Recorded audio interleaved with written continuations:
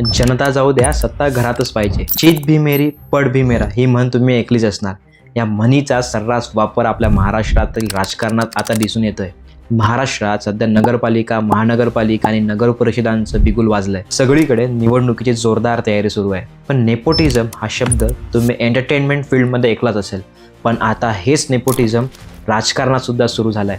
आता याचीच आपण काही उदाहरण पाहू. यातील पहिलं मोठं नाव म्हणजे भाजपचे मंत्री गिरीश महाजन यांचं. गिरीश महाजन यांनी त्यांची पत्नी साधना महाजन यांना नगराध्यक्षपदाची उमेदवारी दिली आणि त्या चक्क बिनविरोध निवडूनही आल्या. भुसावळचे भाजप आमदार आणि मंत्री संजय सावकारे यांनी सुद्धा पत्नी रजनी सावकारे यांना नगराध्यक्षपदासाठी मैदानात उतरवलंय. आदिवासी विकास मंत्री अशोक उईके यांनी त्यांच्या मुलीला यवतमाळ नगरपालिकेच्या निवडणुकीसाठी रिंगणात उतरवलंय. मंत्री हसन मुश्रीफ यांच्या सून सेहरनिदा मुश्रीफ या कागल नगरपालिकेतून नगराध्यक्षपदासाठी बिनविरोध निवडून आल्यात.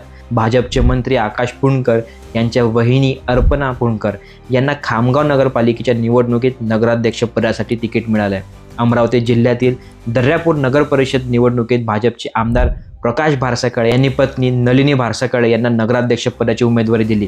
त्यांच्या विरोधात काँग्रेसने आमदार भारसाकळे यांचे भाऊ सुधाकर भारसाकळे यांच्या पत्नी मंदाकिनी भारसाकळे यांना उमेदवारी दिली. म्हणजे एकाच घरात दोन उमेदवार आहेत. आणि आता या सगळ्यांवर कडी म्हणजे मुख्यमंत्री देवेंद्र फडणवीस यांचे मामे भाऊ अल्हाद कालोती हे चिखलदरा नगर परिषदेच्या नगरसेवक पदासाठी निवडणूक लढवत होते.